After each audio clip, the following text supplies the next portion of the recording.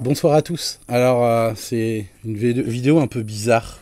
Comme vous avez pu voir dans le titre, c'est clairement, je vous le dis, hein, c'est pas un titre putaclic ou je sais pas quoi, ou parce que je le dis ça parce que, comme d'habitude, il y aura toujours des gens qui vont dire ouais, c'est des putaclics, c'est pour faire des vues.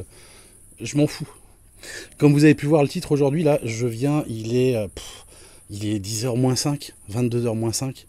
Je viens de passer plus d'une heure au téléphone avec une personne qui m'a posé cette question, mais complètement farfelue, de comment puis-je abandonner mon chien. Non mais franchement, j'en ai entendu des bêtises depuis toutes ces années dans l'élevage. J'en ai entendu des bêtises, mais qu'on vienne m'appeler pour me demander comment faire pour abandonner son chien. Alors je précise, c'est pas un Boston Terrier, c'est pas un chien de chez moi, c'est une autre race. Mais le monsieur très gentil, il m'a dit bah écoutez, voilà, je veux partir en vacances, j'en profite parce que je suis persuadé qu'on va être confiné en septembre. Donc bah, tout simplement, je veux pouvoir partir en vacances, mettre mon chien dans une pension, c'est horriblement cher. Puis j'ai pas envie de me prendre la tête. Qu'est-ce que je peux faire, puis voilà quoi. Donc c'est un peu chaud quand même comme question. C'est au début je me suis dit c'est une blague. Hein. Au début je me suis dit non c'est pas possible, c'est une blague, c'est un copain, une copine, quelqu'un qui veut me faire une blague et qui veut tester un peu ma patience. Eh ben non, c'était pas une blague du tout. C'est ça le pire. Donc j'ai repris mes esprits gentiment et donc bah, je lui dis est-ce que déjà dans un premier temps vous avez contacté l'éleveur chez qui vous avez acheté votre chien. Il me dit bah non parce que si j'appelle l'éleveur il va me juger, il va m'en mettre plein la gueule. Moi j'ai pas envie de ça, j'ai pas envie qu'il me fasse des histoires. Je lui dis non, faut pas avoir les choses comme ça. Autant il y a des éleveurs qui sont cons comme des manches, autant des fois il y a des clients qui sont cons comme des manches. Et là j'ai pensé fortement à lui, hein. Même si j'aime pas juger les gens. Mais franchement, j'ai pas compris quoi. Je suis resté sur le cul. C'est c'est impressionnant quoi. Comment on peut.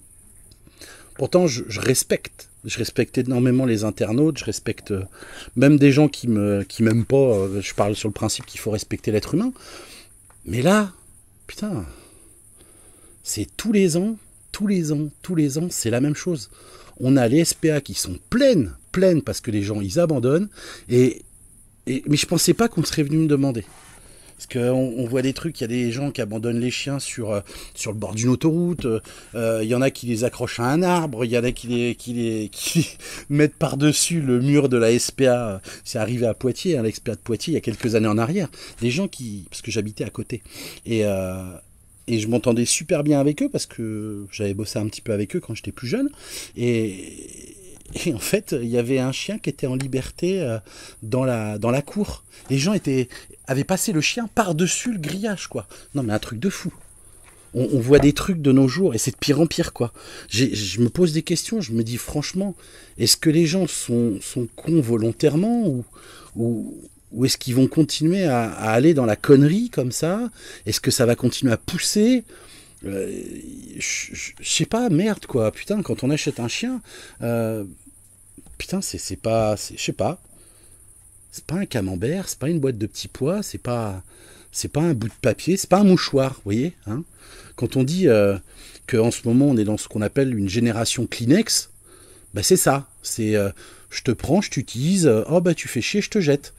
Et le problème, c'est qu'aujourd'hui, ces choses-là, on les voit sur les animaux, on les voit dans le couple, on les voit dans l'amitié, on voit ça dans tout. C'est tant que c'est utile, tant que ça va dans ton sens, c'est bon. Dès qu'on te contredit un peu, hop, tu dégages. Non, c'est malsain comme raisonnement. Faut pas réagir comme ça. Puis bon, putain, nos chiens, ils ont rien demandé, quoi. C'est, ça me choque, voilà. Enfin bon. Donc j'ai quand même essayé de garder mon calme parce qu'insulter les gens ça servira à rien. Et je me suis dit bah là sur le vif bah je vais en faire une vidéo parce que je trouve que c'est un sujet qui est quand même super important. Et je me dis bah voilà s'il y a d'autres personnes qui pensent à faire ça, Et ben, tant qu'à faire, je vais essayer de donner des conseils corrects, quoi, pour l'avenir du petit chien qui n'a rien demandé.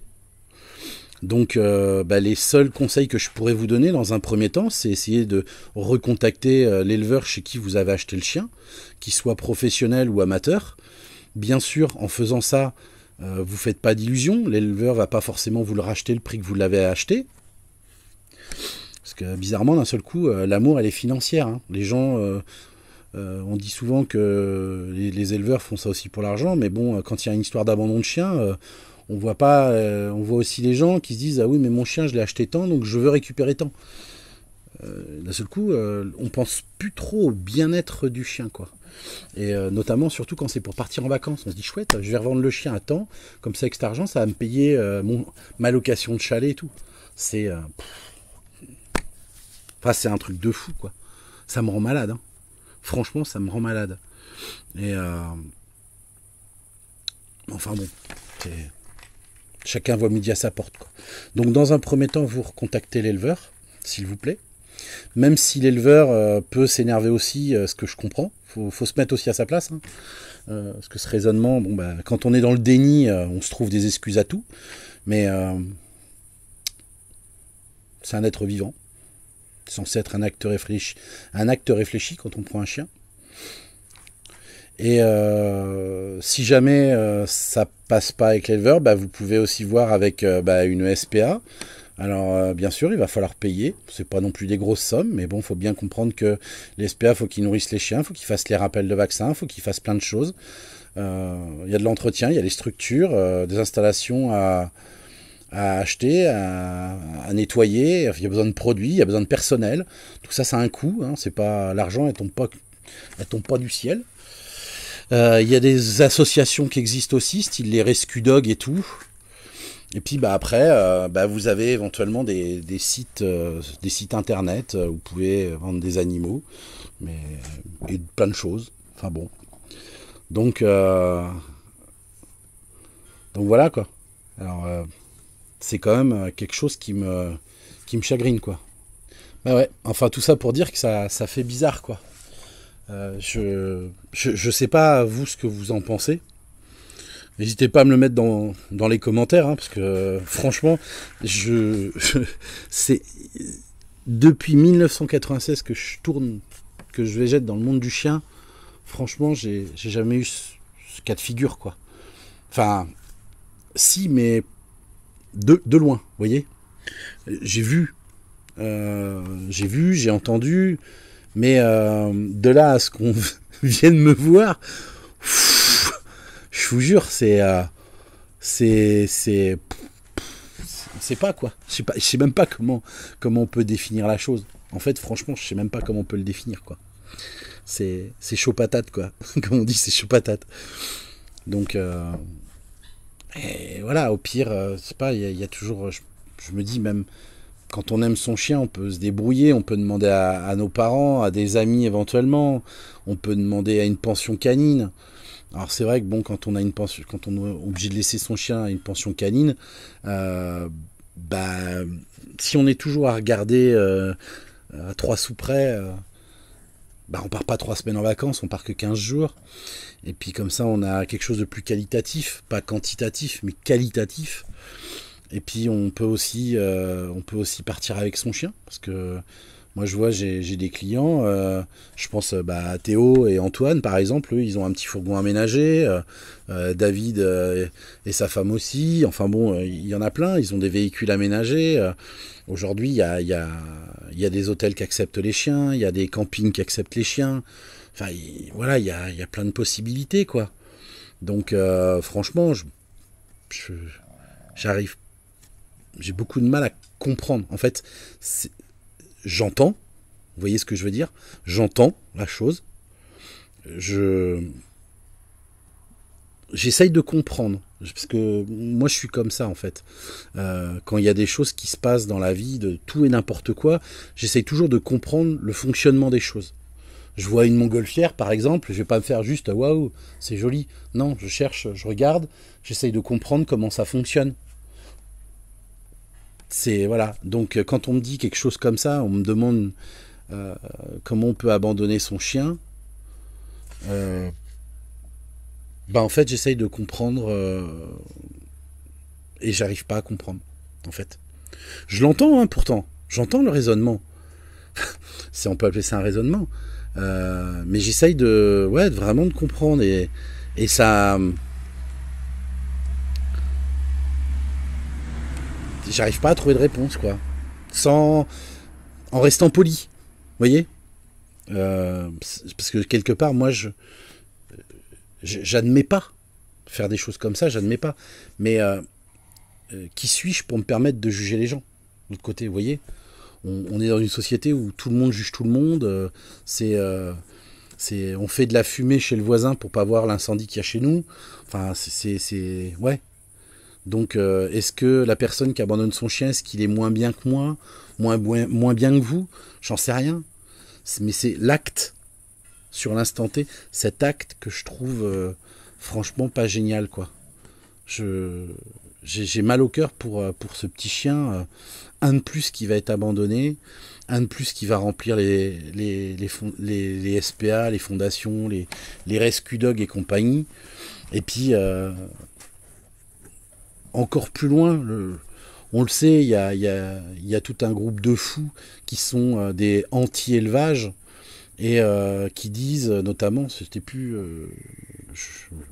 j'avais vu ça il n'y a pas très longtemps sur le Facebook de Françoise, une dame que je respecte, et qui est au courant de beaucoup de choses, et elle le marquait notamment que cette espèce d'association, il n'y a pas d'autre mot, hein, de fous, qui disait que c'était de la faute des éleveurs si il y avait tant d'abandon. Alors je vous rappelle quand même que quand vous vous renseignez, et là, faut même pas essayer de... Faites la démarche vous-même. Vous-même. Vous faites pas leurrer par les journalistes ou quoi que ce soit. Allez dans les SPA et demandez-leur quel est le pourcentage de chiens inscrits au LOF chez eux. Et vous verrez qu'en réalité, sur 100 chiens qui sont abandonnés dans une SPA, et en fait, vous en avez 4, 5 à tout casser. Le pourcentage, il est ridicule. Allez, 10% grand maximum. Et encore, vraiment grand maximum, quoi. Et c'est rare. Mais en fait, la réalité, elle est là. Elle est que les chiens qui sont abandonnés, c'est pas les chiens inscrits au LOF. Pas du tout. C'est les chiens non LOF. Des chiens, en fait, je dirais clairement du chien pas cher. Parce que j'ai pu discuter aussi avec une de mes amies psy il y a quelques temps de ça, où on parlait de la valeur émotionnellement parlant du chien et financièrement aussi, parce qu'elle est psy, hein, cette dame, et elle me disait en fait que effectivement dans la tête d'un humain, ça va être plus compliqué d'abandonner un chien qu'on a acheté à 2000 ou 2500 euros, voire plus, qu'un chien qui a coûté 200 euros. Et encore. Ou un chien de ferme qui a coûté pot de balle, quoi. Donc quelque chose qui n'a pas coûté cher, les gens ils le prennent, ils le jettent comme de la merde, ils s'en foutent. Mais quelque chose qui a coûté de l'argent, on ne l'abandonne pas comme ça, quoi. Ou tout du moins, ils peuvent essayer de l'abandonner, mais ils veulent récupérer leur argent, quoi. Et voilà, et c'est plus compliqué qu'un particulier récupère la même somme d'argent qu'un éleveur pourra lui avoir vendu, quoi. Peut vendre, pardon, excusez-moi. Je suis un peu fatigué, ça m'a un peu bousculé quand même cet appel là ce soir. Et puis le mec il m'appelle quand même à 9h30 pour me demander ça. Je vous dis, je trouve franchement, c'est vraiment un avis, tout ce qu'il y a de plus personnel. Mais déjà, je voyais depuis quelques années le changement, le côté où ça se dégrade énormément, les relations humaines se dégradent, etc. Et je trouve que depuis qu'il y a cette histoire de Covid qui est arrivée, les gens sont désociabilisés encore plus. Et du fait de cette désociabilisation, ils ont... Alors, dans le discours, ils veulent du respect, mais ils n'en donnent pas. Or, on sait que quand on veut avoir du respect, faut savoir aussi en donner. Le respect, c'est pas quelque chose, c'est pas un dû.